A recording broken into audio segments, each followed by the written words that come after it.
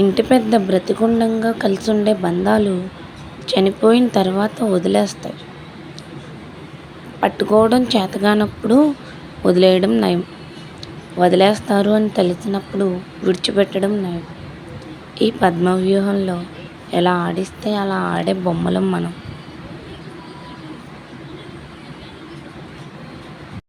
నీ పిలుపు కోసం వెతికింది మౌనం, ఆవరము కోరి మిగిలుంది ప్రాణం.